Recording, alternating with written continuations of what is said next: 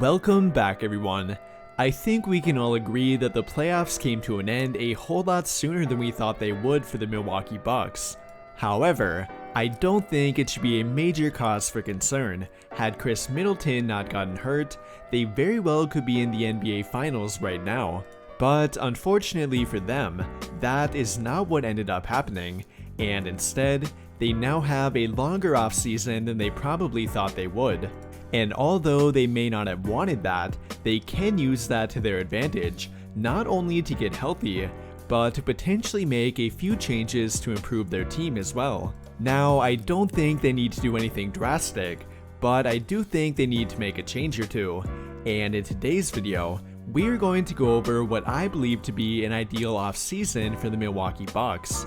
And to begin, we need to review their financial situation, as we cannot hope to get very far without understanding what they are working with, which, to put it very bluntly, is not very much. They are already over the salary cap from the contracts of Giannis, Middleton, Holiday, and Brook Lopez alone.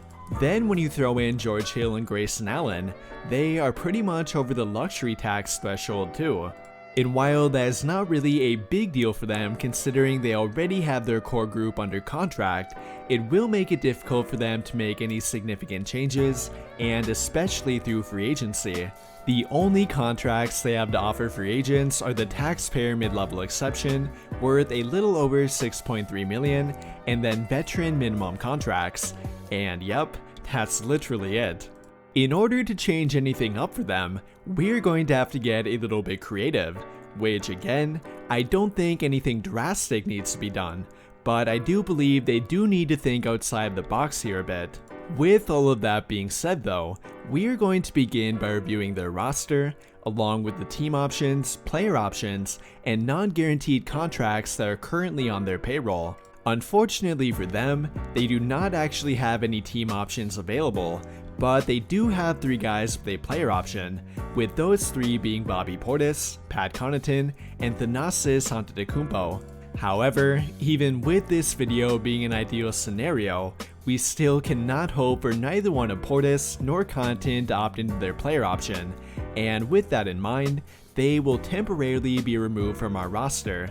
More likely than not though, Thanasis will be opting in, which for better or worse, will put our roster at 7 total players, and for me personally, I actually like the idea of bringing him back. No, he may not be the greatest player, or even a part of the rotation at that, but he is a great locker room guy, and really helps to keep the entire team happy. Finally, for their non-guaranteed contracts of Rajon Tucker and Luka Vildoza, we are going to waive both of them. In reality though, each of them could be retained through a 2-way contract. Now moving on to making our first big trade though, and here we have a deal with the Washington Wizards, and this trade would involve dealing Grayson Allen, George Hill, and a 2nd round pick for Kentavious Caldwell-Pope.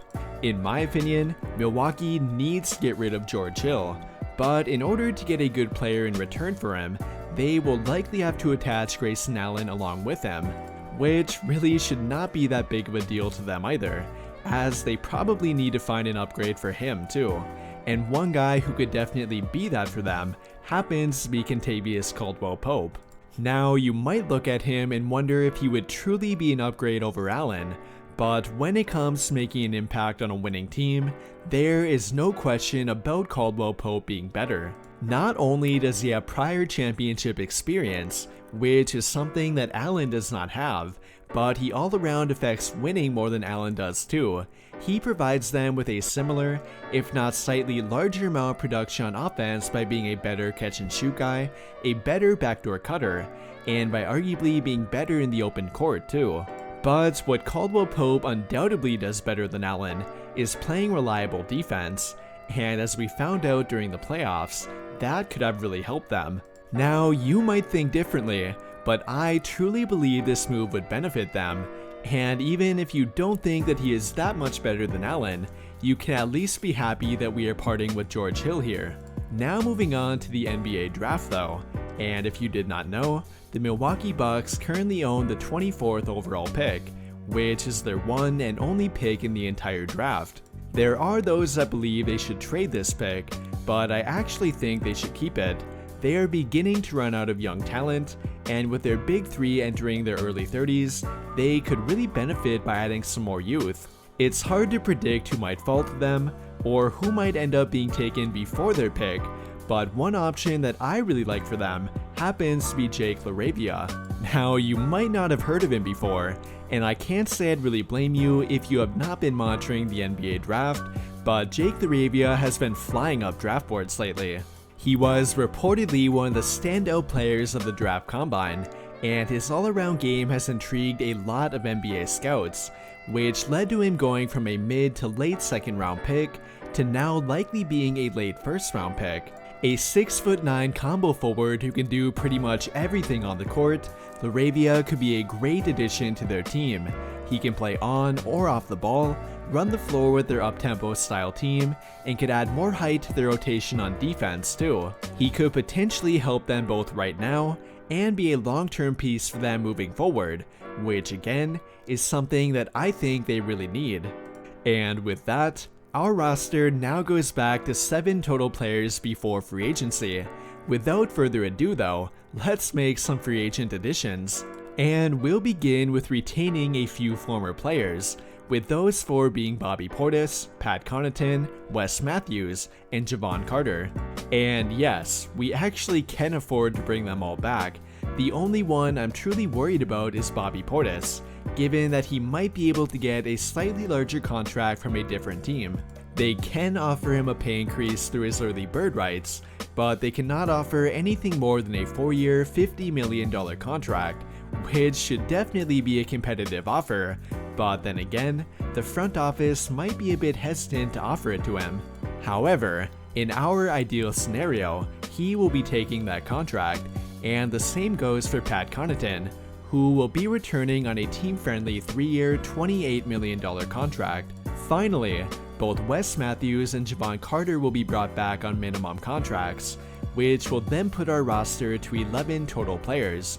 The remaining roster will now be filled with non-Milwaukee Bucks free agents, and the first one we'll be bringing in happens to be none other than Otto Porter Jr. The Golden State Warriors are going to have a tough time retaining him, but their loss could be to our gain, and I really don't think it's that far-fetched to believe this happening either. Otto Porter will very likely want to remain on a contending team, but with the Warriors not having much money to offer him, and with them being very deep in the luxury tax, he could look elsewhere for a pay increase. And even though the Bucks don't have a lot to offer him, they do have their taxpayer mid-level, which is once again worth $6.3 million, and I believe that could be enough to get him. There should be no question about offering it to him either. Otto Porter would be a definite upgrade for them on both ends of the court, and would seemingly fit in perfectly with their team. Following the addition of Otto Porter though, all we have left to work with are veteran minimum contracts, and the first one will be going to a guy who you probably did not see coming, with that being Ricky Rubio. Now, I know this one might be a bit optimistic, but I don't think it's that crazy to believe that he'd take one. He is now 31 years old, recovering from a torn ACL, and likely will not be available to play until around December either. Now, I know this one might be a bit optimistic, but I don't think it's that crazy to believe he'd take a minimum. He is now 31 years old, recovering from a torn ACL, and likely will not be available to play until around December either. Which, although would not be ideal, there is no other way that Milwaukee could get a point guard of his caliber for that price. Rubio is a legitimate floor general, and in my opinion, would make for a great backup point guard for them. A floor general is something they don't really have in Jrue Holiday, nor Jevon Carter either. They are both great in their own way, but neither can run an offense quite like Rubio can.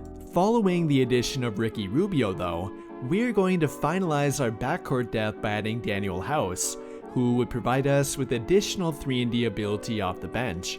And then to complete our frontcourt depth, we are going to bring back DeMarcus Cousins, who in my opinion should have never been let go to begin with.